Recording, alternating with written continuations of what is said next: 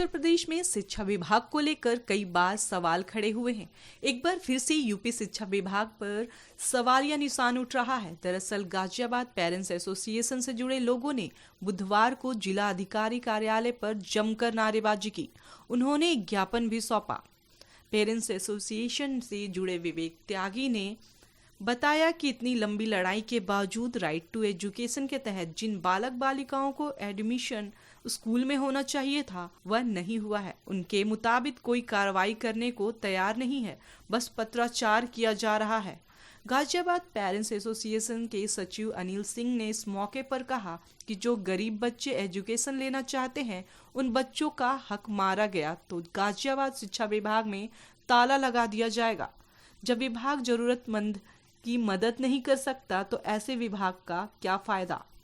Ghaziabad parent association लगातार जो है 8-10 महीने से इस आरटी के एडमिशन को लेकर के इनके ऑफिस के चक्कर लगा रही है, लेकिन किसी भी प्रकार का आज तक कोई भी ना, केवल आश्वासन के अलावा इनके पास कुछ है नहीं।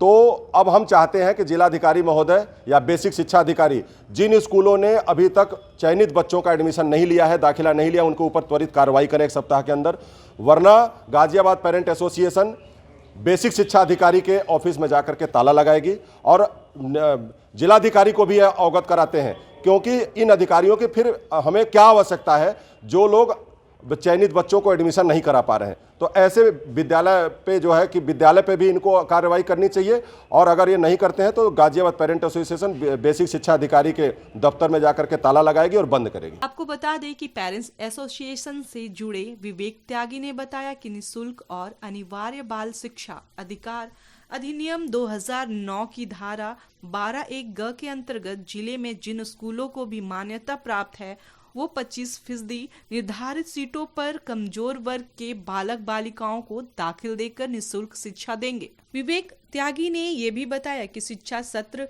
2023 से 24 के अंतर्गत 4 चरणों में लॉटरी प्रक्रिया के माध्यम से कुल 5,841 बच्चों का चयन हुआ था, जिनमें से 8 महीने की लंबी लड़ाई के बावजूद 3310 बच्चों का दाखिला हो पाया है। लगातार संघर्ष के बावजूद 2531 बच्चे शिक्षा के मौलिक अधिकारों से भी दूर हैं। जी, आज हम जो कलेक्ट्रेट आए हुए हैं जिलाधिकारी जी के पास, वो हमारा लगातार 5वां ज्ञापन है। पिछले 8 महीने से ये अभिभावक आरटी के जो अंतर्गत चयन हुए थे वो अभिभावक अपने बच्चों के दाखिले के लिए चक्कर लगा रहे हैं, लेकिन 8 महीने में अभी 2531 ऐसे बच्चे हैं जिनके दाखिले अधिकारी नहीं करा पाए या निजी स्कूलों ने उनके दाखिले नहीं लिए हैं। तो उन्हीं स्कूलों पर कार्रवाई, या तो कार्रवाई करे जिला प्रशासन या फिर उन स्कूलों को, उन बच्चों को दाखिला कराए। तो दोनों ही चीज़ों में जिला प्रशासन हमारा पूरी तरीके से फेल है, शिक्षा विभाग पूरी तरीके से फेल है। ये अपनी बातें दूसरों पर टालने के लिए सीबीएसई को हमारे जिलाधिकारी साहब पत्र लिखते हैं।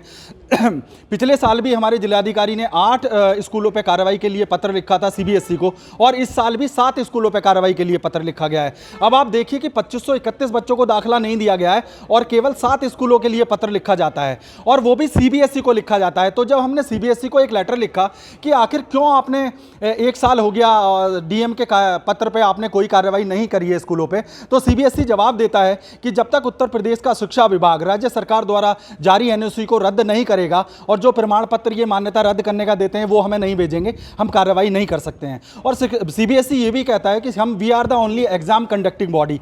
तो ये केवल दिखावे के लिए कार्रवाई हो रही है। और दुर्भाग्यपूर्ण तो ये है कि उत्तर प्रदेश सरकार के बहुत नामी राज्य प्रभार मंत्री जो है आसिम अरुण जी हैं, वो भी अधिकारियों के साथ आरटी के दाखिलों को लेकर मीटिंग की। डीएम ने भी और बीएसए ने भी लगातार 5 मीटिंग की और केवल चेतावनी और नोटिस दी गई, लेकिन आज 8 महीनों के दौरान पूरे उत्तर प्रदेश में किसी भी अधिकारी ने किसी भी स्कूल पर कार्रवाई नहीं की है।